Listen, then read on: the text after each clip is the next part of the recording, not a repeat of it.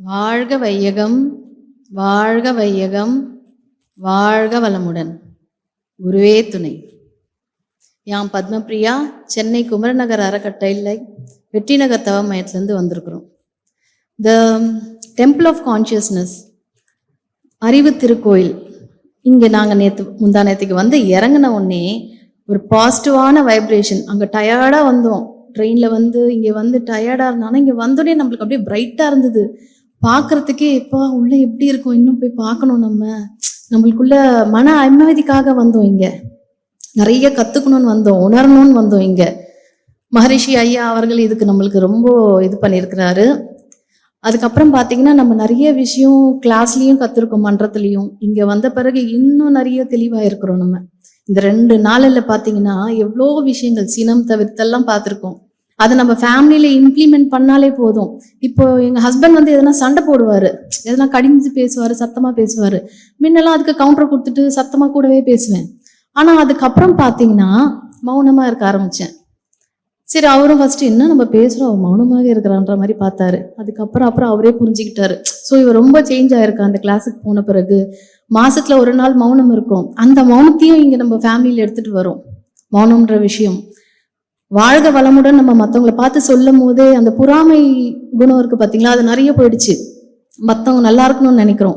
அவங்களுக்கு கோவிலுக்கு போனா நம்மளை பத்தி தான் ரொம்ப வேண்டிட்டு இருந்தோம். ஆனா இப்ப பாத்தீங்கன்னா அந்த வாழ்க வளமுடன் கத்துட்டு மற்றவங்களுக்காக இது பண்றோம். நம்ம குழந்தைகளுக்கு முக்கியமா நம்ம குழந்தைங்க பாத்தீங்கன்னா இதுல நம்ம வந்த பிறகு குழந்தைங்களே நிறைய விஷயம் மாறி இருக்காங்க. படிப்பு ஆகட்டும், படிப்பு விஷயத்துல முன்ன கொஞ்சம் டவுனாக தான் இருந்தாங்க என் பசங்க. அதுக்கப்புறமா அவங்களுக்கு படிக்க முன்னாடி உட்கார வச்சு சொல்லி கொடுப்பேன். நான் லைட்டாக மெடிடேட் பண்ண, உட்கார ஒருநிலைப்படுத்து, கான்சியஸ் எடுத்துட்டு வா.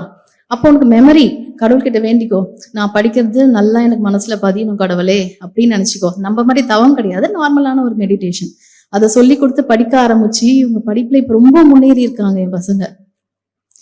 அதுக்கப்புறம் அவங்களும் என்ன பண்ணிட்டாங்க, நம்ம வாழ்க வளமுடன் சொல்ல அவங்களும் மற்றவங்களை பார்த்து வாழ்க வளமுடன் சொல்ல ஆரம்பிச்சாங்க. பெரியவங்களை பார்த்து எல்லாருமே அவ்வளோ பாக்குறாங்க, சூப்பரா வளர்த்துருக்கீங்க பசங்களை, அழகா தெளிவா சொல்றாங்க வாழ்க வளமுடன் அப்படின்ட்டு.